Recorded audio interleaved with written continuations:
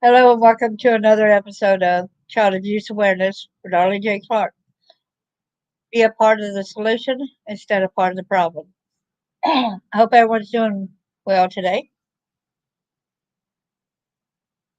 Thank you for supporting me. Please hit the thumbs up. And go down at the bottom of the page for a minute, and then I'll be sure to put that back up. Excuse me. Matthew 18, verse 6. But whoso shall offend one of these little ones which believe in me, it were better for him that a millstone were to hang about his neck, and that he were drowned in the depth of the sea. Matthew 18, verse 10. Take heed that ye despise not one of these little ones, for I say unto you, that in heaven their angels do always behold the face of my Father which is in heaven.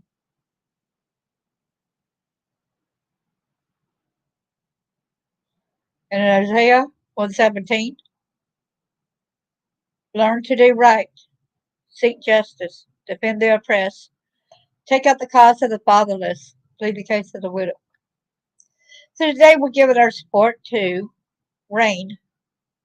Hi there, good to see you. Hello there, Eric. Hello there, Jackie. Good to see y'all. Thanks for coming. Hope y'all's doing well today.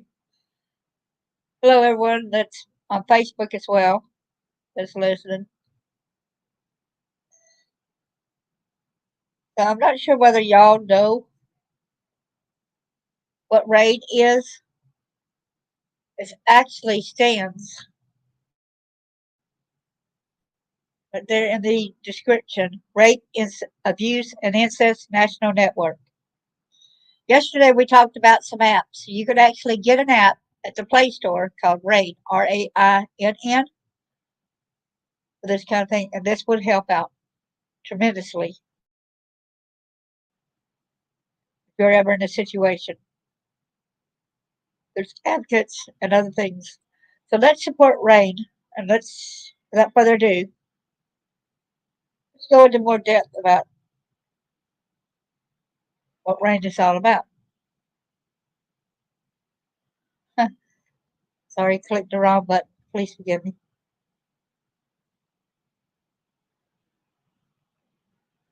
I just got back inside. It is hot out there. I hope everyone stays hydrated.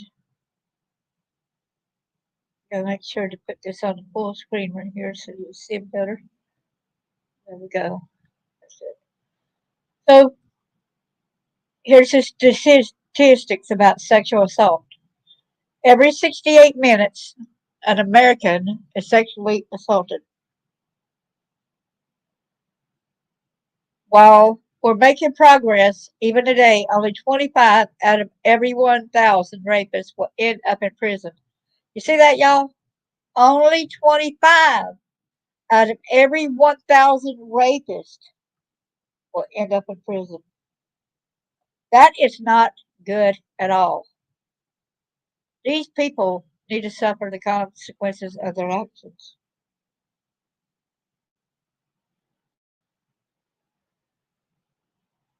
So let's get more statistics out here. Every day, hundreds of Americans are affected by sexual violence. And every 9 minutes, a victim is a child. Meanwhile, only 25 out of every 1,000 perpetrators. So more statistics to see what it goes on here.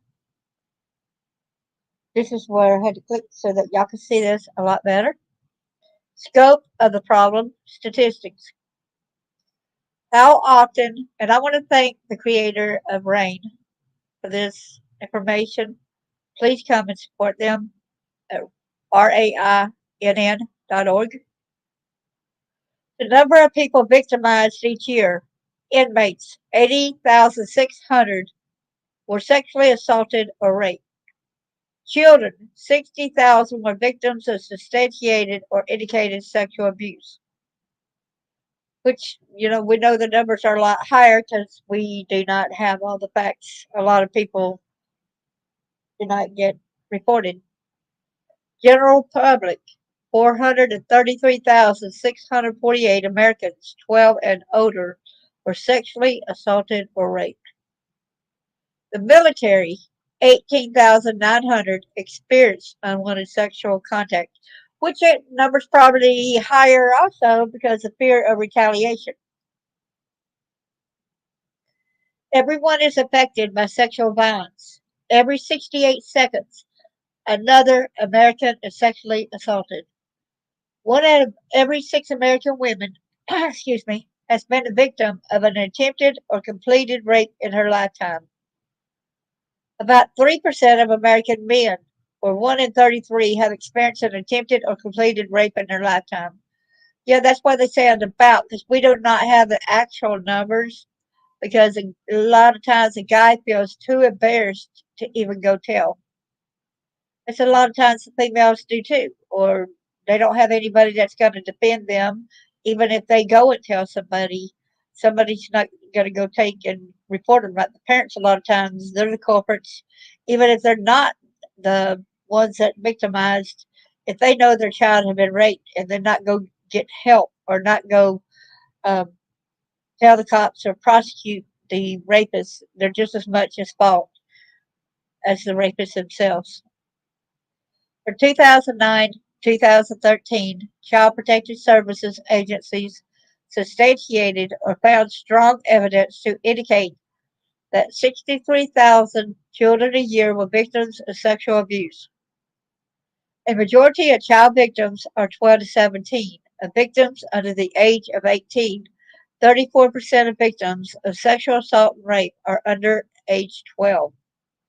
66% of victims of sexual assault and rape are aged 12 to 17. Hello, Danielle. Good, glad that you're back. Hope you're doing well there, girl. Statistics about child sexual abuse. 9 out of every 10 victims of rape and female. Oh, of rape are female, sorry. 90% of are female, 17.7 million American women as of 1998.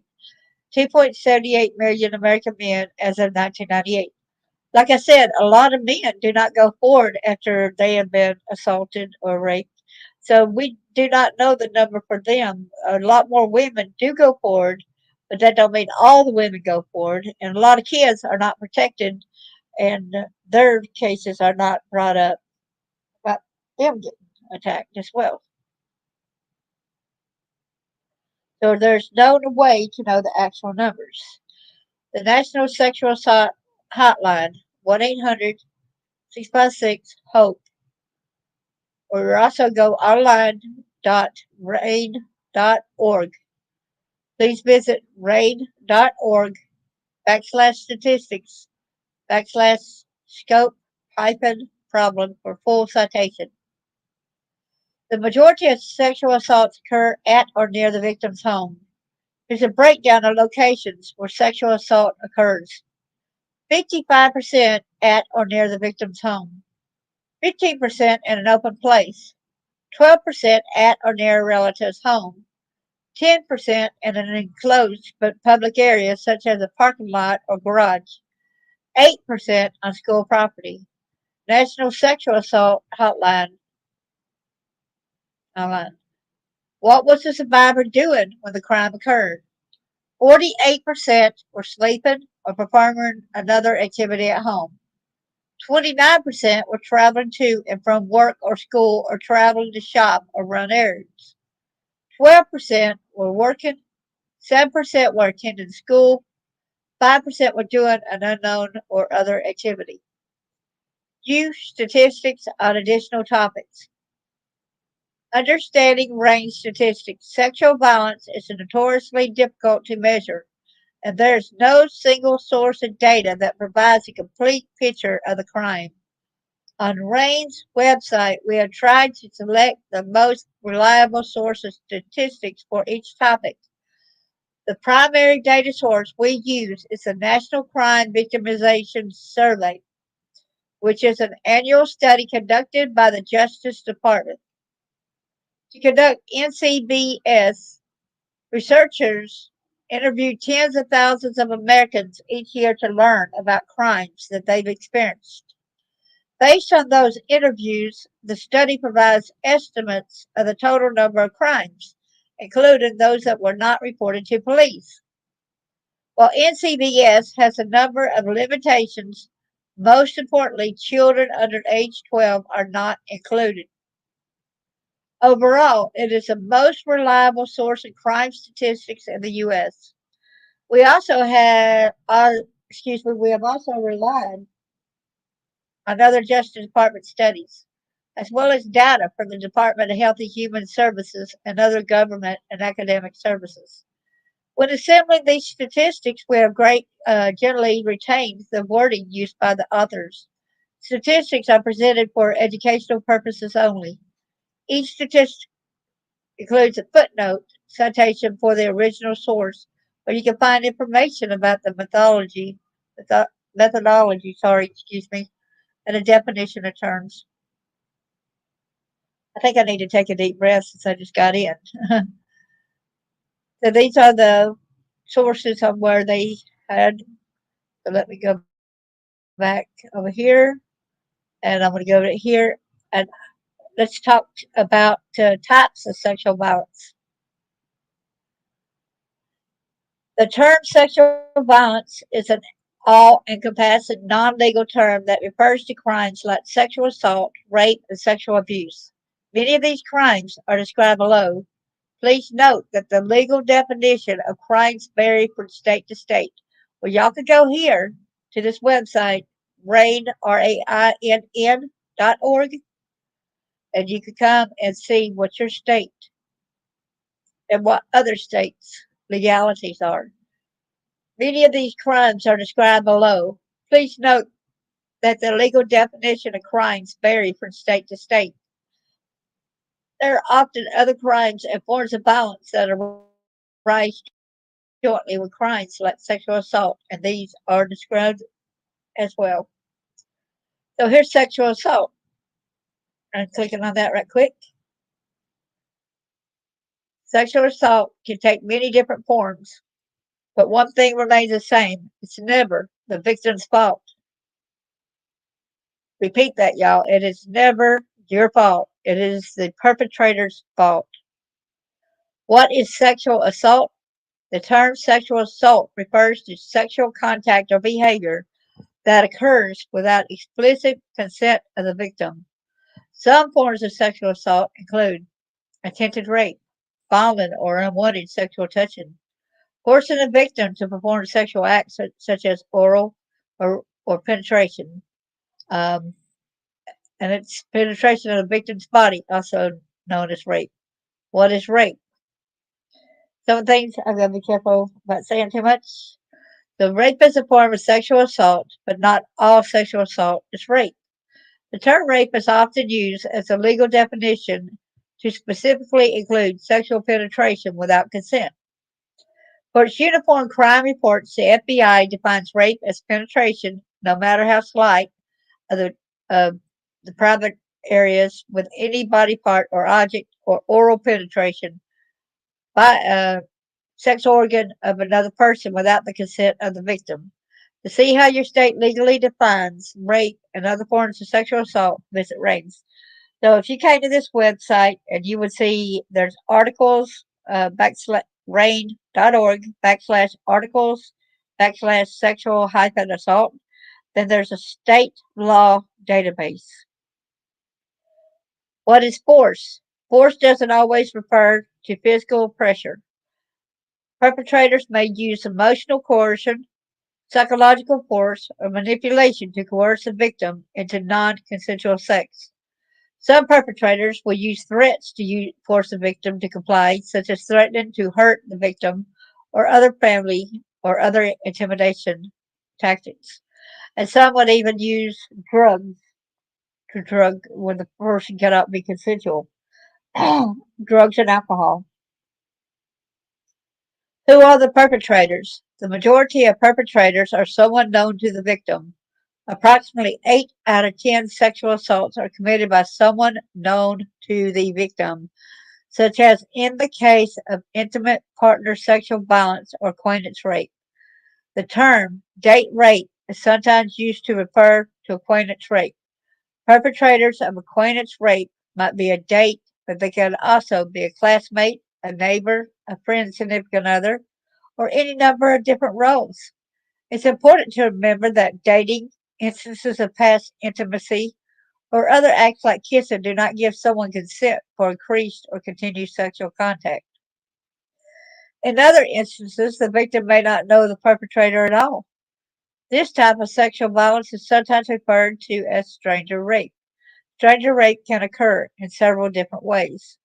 Blitz sexual assault is when a perpetrator quickly and brutally, so let me underline that, blitz sexual assault, when a perpetrator quickly and brutally assaults a victim with no prior contact, usually at night in a public place. Contact sexual assault, when a perpetrator contacts a victim and tries to gain their trust by flirting, lure the victim to the car, or otherwise trying to coerce the victim into a situation where the sexual assault will occur. Home invasion sexual assault, when a stranger breaks into the victim's home to commit the assault. The survivors of both stranger rape and acquaintance rape often blame themselves for behaving in a way that encouraged the perpetrator. It's important to remember that the victim is never to blame for the actions of the perpetrator. No, you're not. Even if you sometimes you do things like you take a ride with somebody that you trusted. At one time, I met even a police officer, and he took me to the woods to a private area, and where he did what he did to me, and I was too afraid to report it because he was a police officer. So to speak with someone who is trained to help, call the National Sexual Assault Hotline at 800 656 HOPE. And HOPE is the 4673. So 1 800 656 4673. Or chat online. Yeah, they do have a chat buddy. You could go straight to this RAINN.org, and there is a chat. And you can talk live. There's a legal disclaimer. The Rape, Abuse, and Incest National Network website provides general information that is intended but not guaranteed to be correct and up to date. The information is not presented as a source of legal advice. You should not rely for legal advice on statements or representations made within the website or by any internally referenced internet sites. If you need legal advice upon which you intend to rely in the course of your legal affairs, consult a competent, independent attorney. RAINN does not assume any responsibility for actions or non actions taken by people who have visited the site, and no one shall be entitled to a claim for detrimental reliance on any information provided or expressed. So then when we go further down, there's related content, self-care and trauma, reporting to law enforcement, receiving medical attention. But first, I think I want to go back over to this another different section, all right? And then there's child sexual abuse. That's when a perpetrator intentionally harms a minor physically, psychologically, sexually, or by acts of negligence. The crime is known as child abuse. This page focuses specifically on child sexual abuse and the warning signs that this crime may be occurring. What is child sexual abuse? Child sexual abuse is a form of child abuse that includes sexual activity with a minor. A child cannot consent to any form of sexual activity, period. When a perpetrator engages with a child this way, they are committing a crime that can have lasting effects on the victim for years.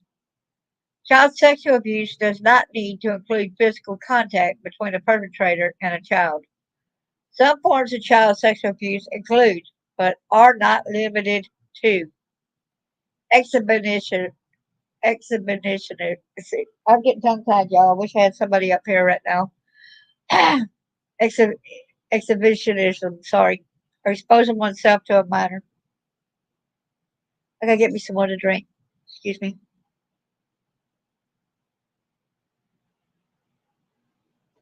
I just got back from town, so I'm kind of like in a hurry and I need to just slow down and I'll be able to say things a little bit better.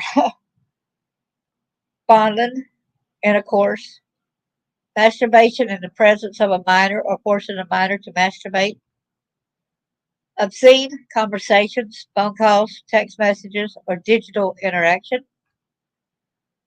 producing, owning, or sharing pornographic images or movies of children, sex of any kind with a minor, including vaginal, oral, or anal, sex trafficking, any other contact of a sexual nature that involves a minor. What do perpetrators of child sexual abuse look like? Y'all might think that he looks like the homeless bum, might think that he looks like somebody that's,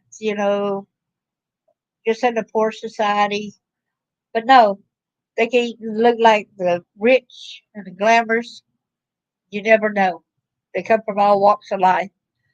So the majority of perpetrators are someone the child or family knows. As many as 93% of victims under the age of 18 know the abuser. A perpetrator does not have to be an adult to harm a child. They can have any relationship to the child, including an older sibling or playmate, family member, a teacher, a coach or instructor, a caretaker, or the parent of another child. According to 1 in 6, child sexual abuse is a result of abuser's behavior that takes advantage of a child's vulnerability and is in no way related to the sexual orientation of the abusive person. Now, one time, please keep a watch on your kids because one time I was walking around the square. I walked from the house to the square. I live pretty close. And there was these two girls all of a sudden ran up to this guy, and I seen him online. He's a sexual predator. He's got a sex offenders, and he's wearing one of them ankle bracelets. One of the girls was hugging up to him and everything, and I said, "Well, y'all don't need to be hanging on him. He's a sex offender." And all of a sudden, it slipped out of that. I guess she's 13, 14-year old, and she goes, "Well, I've been going over to my friend's house," and the mom was standing right there. I've been going to my friend's house, and he's been over there, and all we do is cuddle. And the mom said, "Do what? You are cuddling at your friend's house with a sex offender? You are seeing a guy and snuggling up to a guy, and he's a grown adult. You're a kid. Do what?" So please, y'all, keep a watch. You know what your kids and who's going to be around your kids wherever they're going to be sent to. Abusers can manipulate victims to stay quiet about the sexual abuse using a number of different tactics. Often, an abuser will use their position of power over the victim to coerce or intimidate the child. They might tell the child that the activity is normal or that they enjoyed it. Or they might tell you even that, "Oh, it's your fault." You know what I'm saying? They say, "Oh, it's your fault if you wouldn't have looked so pretty." An abuser may make threats if the child refuses to participate or plans to tell another adult. Child sexual abuse is not only a physical violation, it's a violation of trust and authority. Sorry. How can I protect my child from sexual abuse? A big part of protecting your child is about creating a dialogue. Read more to learn about creating this dialogue and keeping your child safe. Talk to your child if you suspect sexual abuse. Protecting children from sexual abuse. And yesterday we played a video of "My Body is My Body," and it's at YouTube. It's free to watch. What are the warning signs? Child sexual abuse isn't always easy to spot, and some survivors may not exhibit obvious warning signs. The perpetrator could be someone you've known a long time or trust, which may make it even harder to notice. Consider some of the following common warning signs: physical signs, bleeding, bruises, or swelling in the genital area, bloody, torn, or stained underclothes, difficulty walking or sitting, frequent urination, urinary or yeast infection, pain, itching, or burning in genital areas. Behavioral signs, changes in hygiene, such as refusing to bathe or bathing excessively, develops phobias, exhibit signs of depression or post traumatic stress disorder, expresses suicidal thoughts, especially in adolescence, has trouble in school, such as absences or drops in grades, inappropriate sexual knowledge or behaviors, nightmares or bedwetting. And sometimes I wonder whether it's kids that used to live next door, whether they were violated or not. Because a kindergartner, when I was at another neighbor's house and I was helping that neighbor move some things from one dresser to the next, and I guess the boy had seen condom, and he's just like I said, a kindergartner, and he said, "I know what that's for," and I didn't even see the condoms. It just was part of the clothes, uh, in with the clothes. Okay, and I said, "What?" He said, "Condom." I said, "Okay." He said, "That's what a man puts over his, and before sex and all that." He said, and he tried to motion how you do that. I'm like, "Stop it! Don't talk about that. Don't talk about that." Then all of a sudden, the little girl that was like first or second grade started bouncing on the floor, and she said, "And this is what you do with a vibrator." I'm like, "Do what?" Can y'all believe that? An innocent kindergartner and a 1 or 2 year old. Can y'all believe this crap? There's the warning signs right there, right?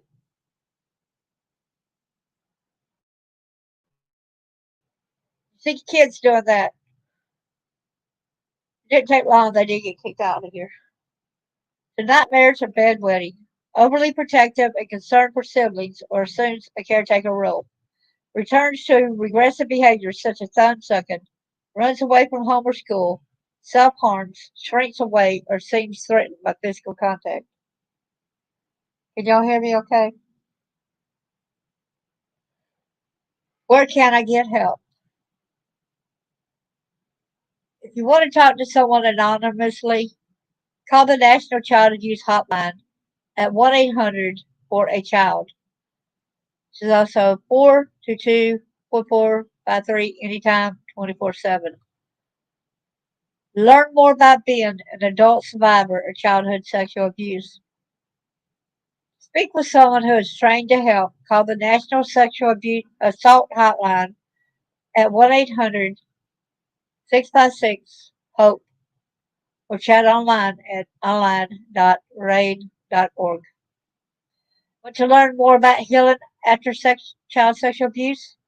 Access RAINN's 8-week learning series, Redefining Resilience, with topics such as understanding trauma, moving past shame, managing memories, and more. Thank you so much. Thank you so much, Jackie. Appreciate you. So here is a sexual assault of men and boys.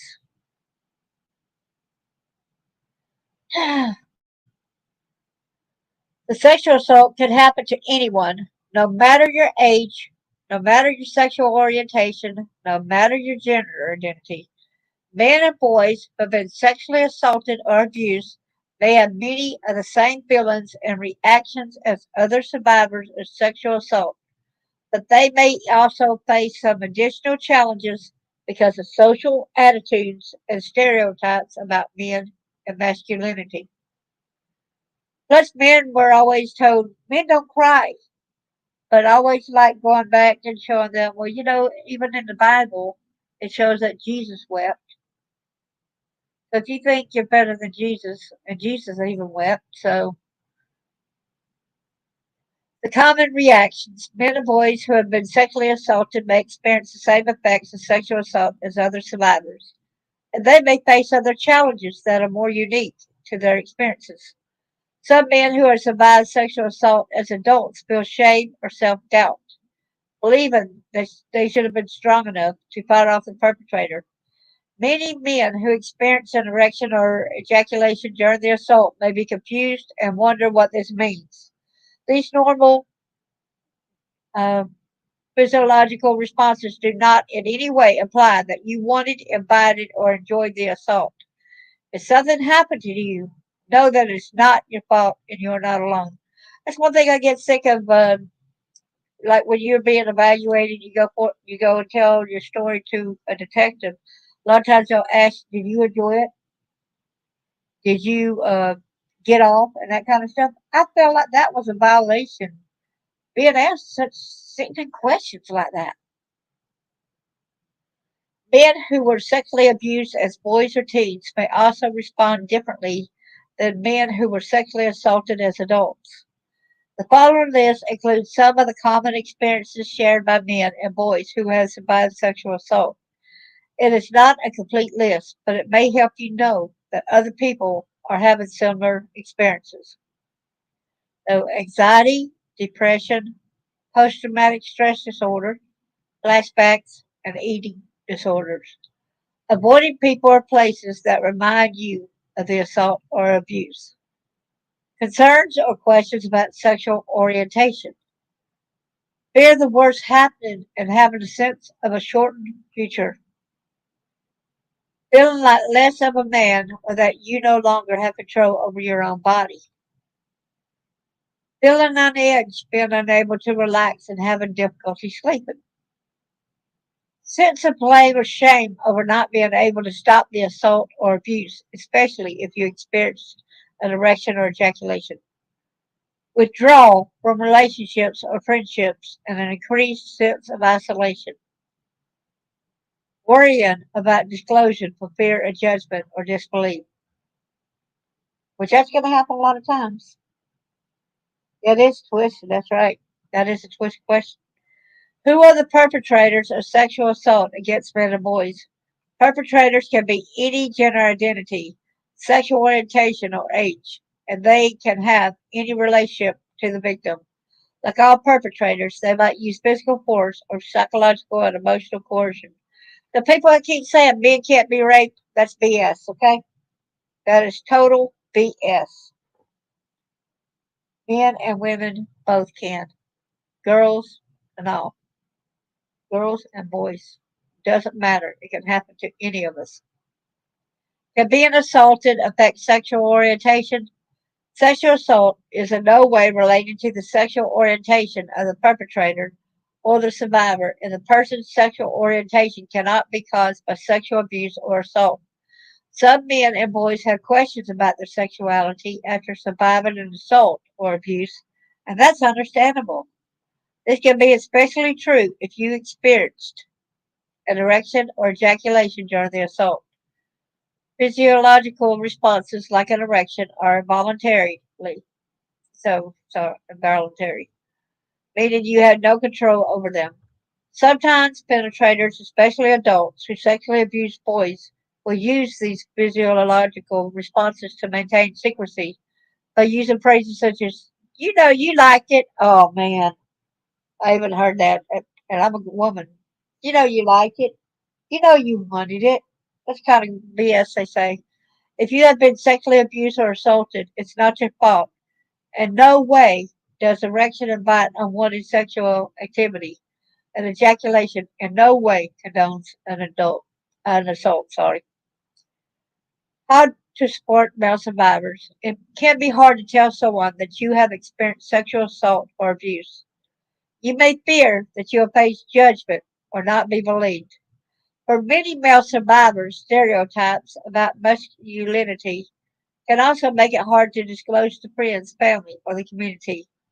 Men and boys also may face challenges believing that it is possible for them to be victims of sexual abuse, especially if it is perpetrated by a woman.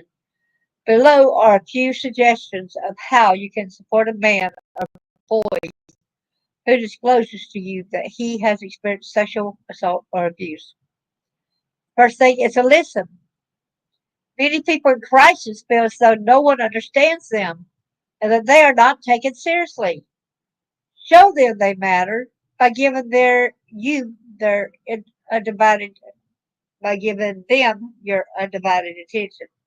It is hard for many survivors to disclose assault or abuse, especially if they fear not being believed because of stereotypes about masculinity.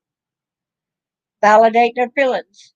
Avoid making overly positive statements like, it will get better, or trying to manage your emotions. And snap out of it. You shouldn't feel so bad. Make statements like, I believe you. That sounds like a really hard thing to go through. Yeah, don't y'all know it will get better? It'll take time. No, we don't want to hear any of that. It's like we need somebody compassionate and to empathize and say, it's okay. It will be okay. I'm here with you. I believe you. It's not your fault. Those kind of talks. It's not your fault. You matter. It's in no way your fault. Express concern. Tell them in a direct way that you care about them by saying something like, I care about you. I am here for you. Do not ask about details of the assault, even if you are curious about what happened and feel that you want to fully understand it. Avoid asking for details of how the assault occurred. However, if a survivor chooses to share these details with you, try your best to listen in a supportive and non judgmental way.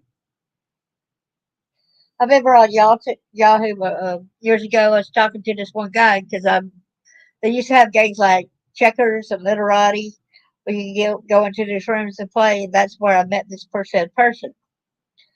Um, and we got to talking about the things that my daddy had done to me, right? Well, did you know? He said, continue talking on about it. He says, because it really excites me. He said, he literally said this, y'all.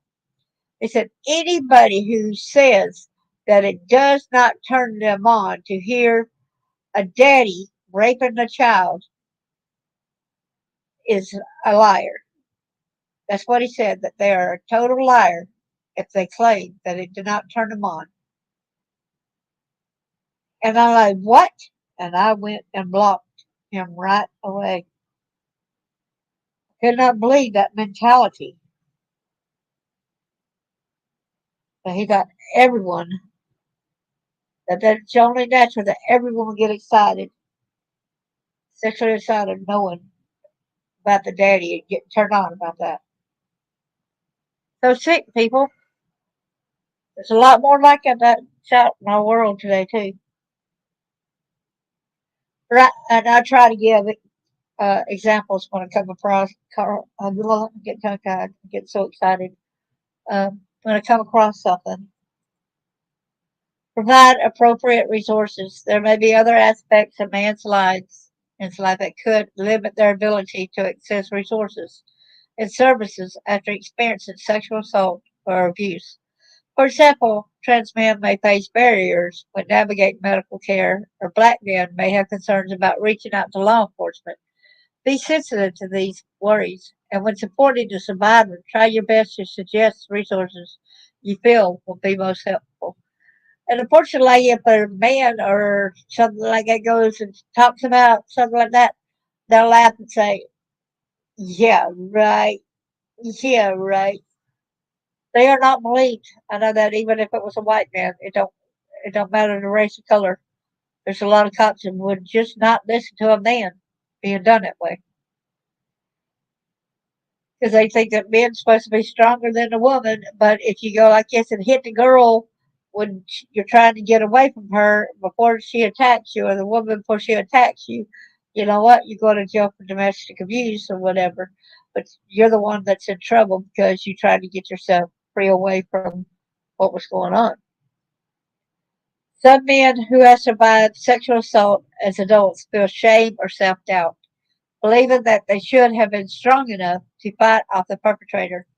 Many men who experience an erection or ejaculation during their assault may be confused and wonder what this means. These normal physiological responses do not in any way imply that you wanted, invited, or enjoyed the assault. If you were sexually assaulted, it was not your fault. You can find help at 1 in 6, an organization RAINN partners with that is dedicated to helping men who have survived unwanted or abusive sexual experiences. Again, do you see the name right there? 1 in 6. It's right there. 1 in 6, an organization. What if the abuse happened when I was a minor? If you were sexually abused when you were a child or teenager, you may have different feelings and reactions at different times in your life. The 1 in 6 website has answers to many other questions or concerns you might have as an adult survivor of child or teen sexual abuse. How could this affect my relationships?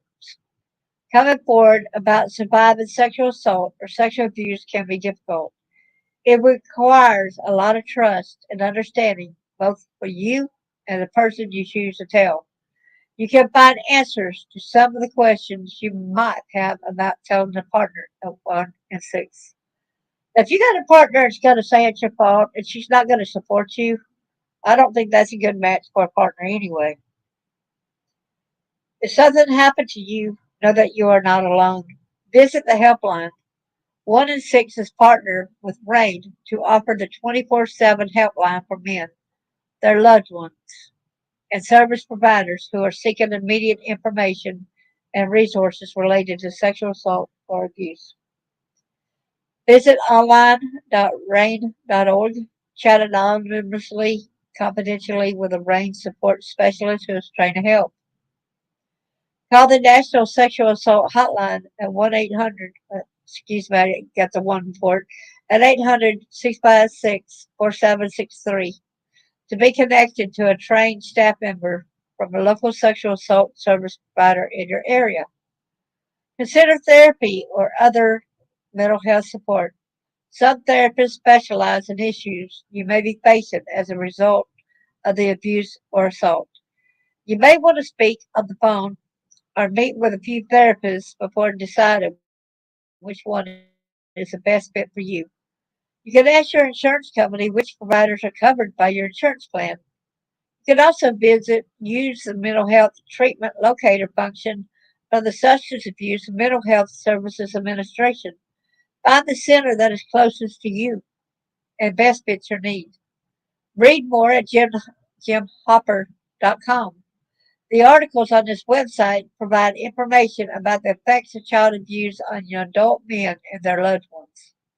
Read more at malesurvivor.org.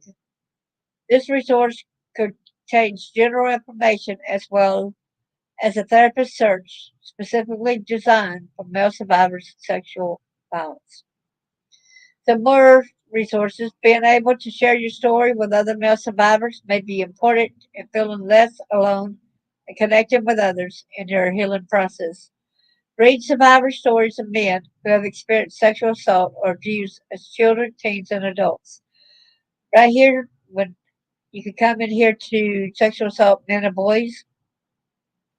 Does anybody want me to read one of these? If you do, just let me know.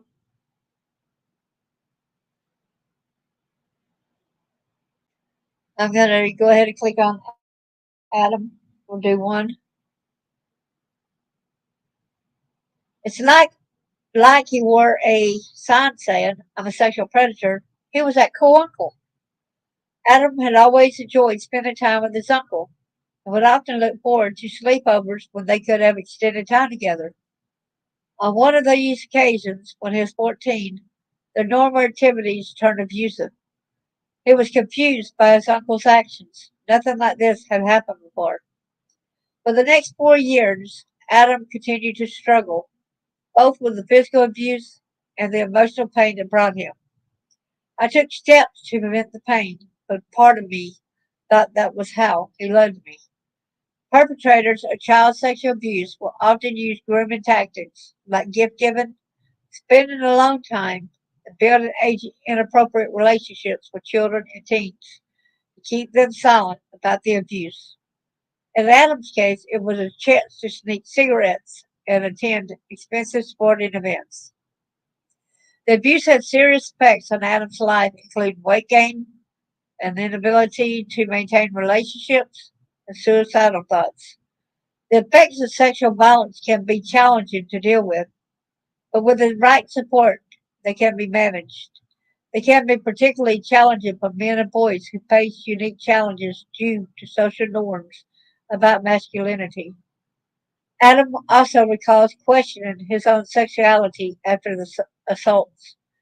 Many male survivors experience this uncertainty and doubt after sexual violence, especially if they experience an erection or ejaculation during the assault.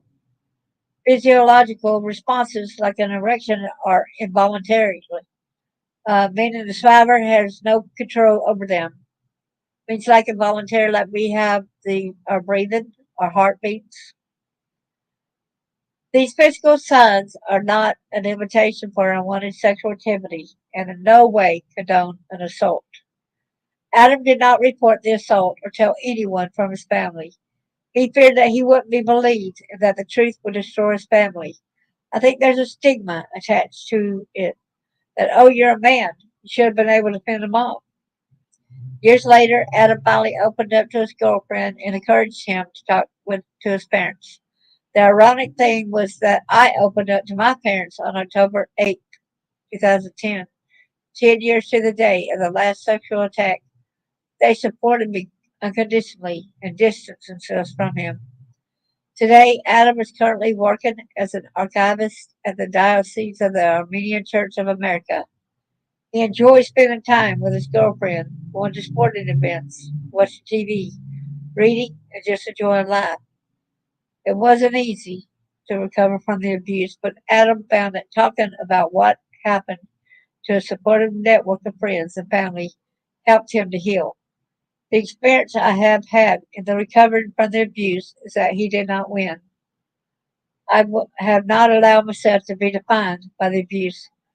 Adam is one of 7 survivors featured in the RAINN Survivor series. If you or someone you know has been affected by sexual violence, it's not your fault. You are not alone.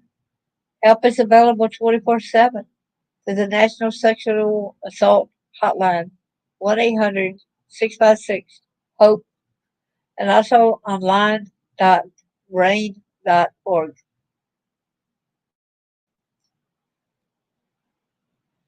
Still back over there. So then we know there's incest, intimate partner sexual abuse, drug facilitated sexual assault. But one thing I think this is going to be one of those where we have to break it down in series because there's so much in here. Let's go with the grooming warning signs. We especially need to know about the grooming. One tool common to those who sexually abuse kids is grooming. Manipulative behaviors that the abuser uses to gain access to a potential victim, coerce them to agree to the abuse, and reduce the risk of being caught. While these tactics are used most often against younger kids, teens and vulnerable adults are also at risk. Grooming can take place online or in person. It's usually employed by a family member or someone else in the victim's circle of trust, such as a coach, teacher, youth group leader, or others who naturally have some interaction with the victim. Though grooming can take many different forms, it also follows a similar pattern. There's victim selection. Abusers often observe possible victims and select them based on ease of access to them or their perceived vulnerability. Gaining access and isolating the victim. Abusers will attempt to physically or emotionally separate a victim from those protecting them and often seek out positions in which they have contact with minors. Trust development and keeping secrets.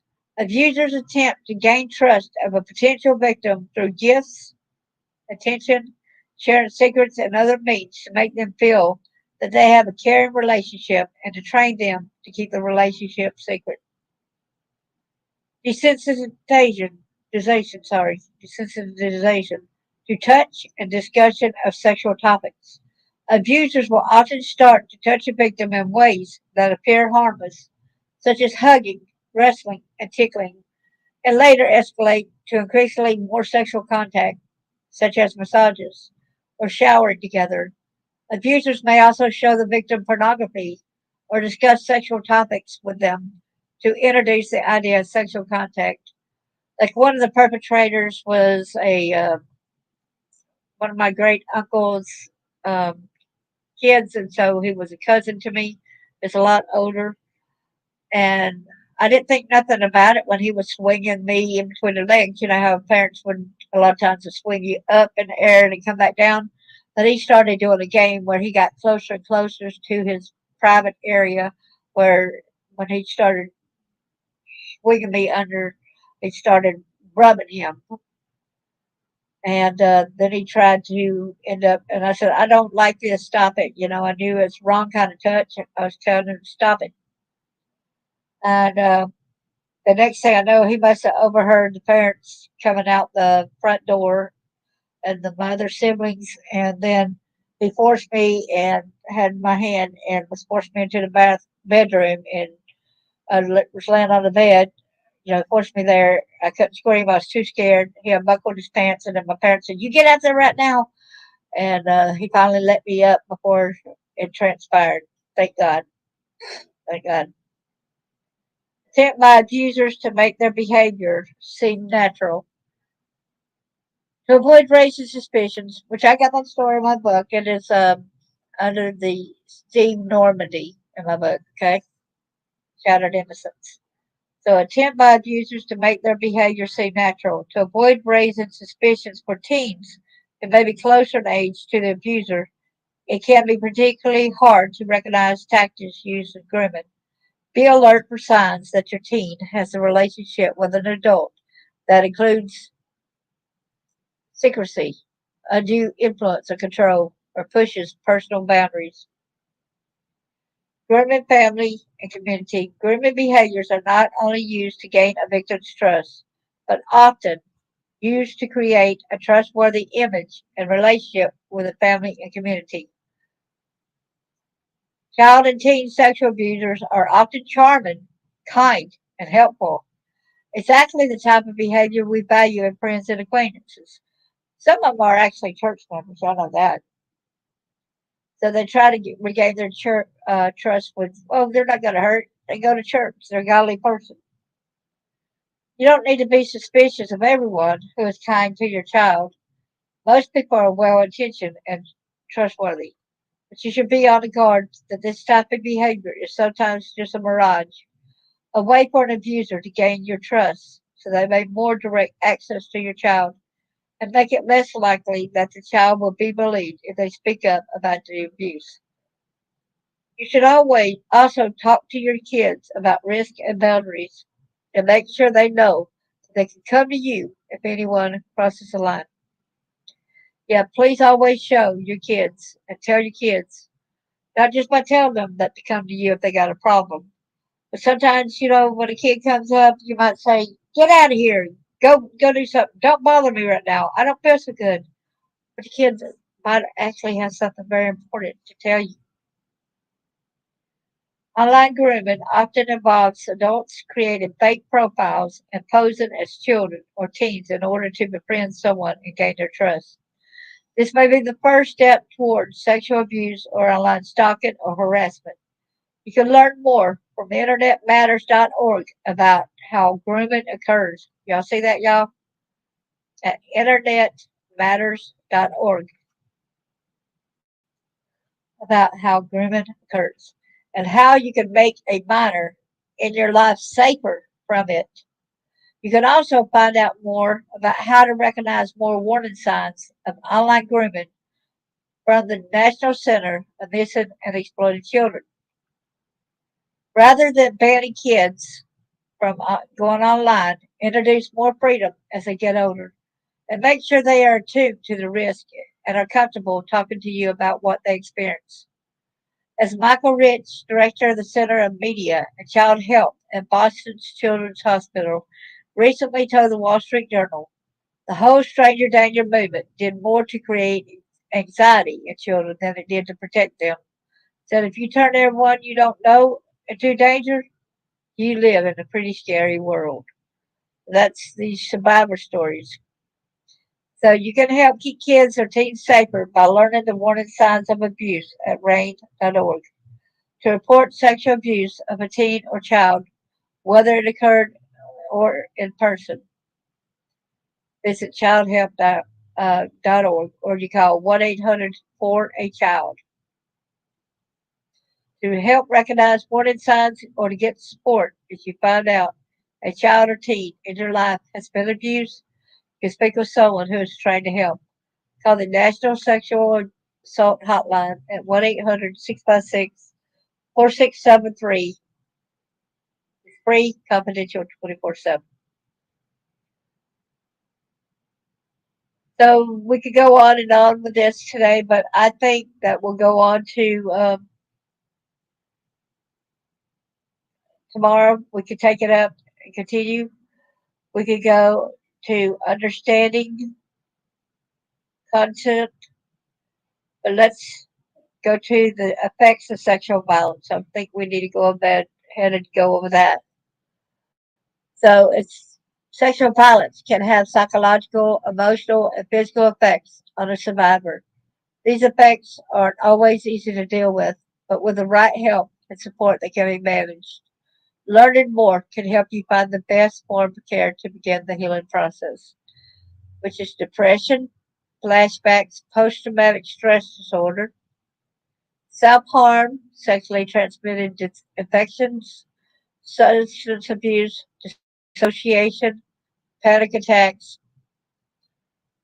And then there's eating disorders, pregnancies, sleep disorders, suicide, adult survivors of child sexual abuse. So I think the next time we come back, let's go over the effects of sexual abuse. Y'all's game to that? That's what we're going to do next time. 'Cause I think that's imperative to understand and to know. Let's say God bless each and every one of y'all. Thank you so much. And God bless y'all. Speak for our children. Let's protect them.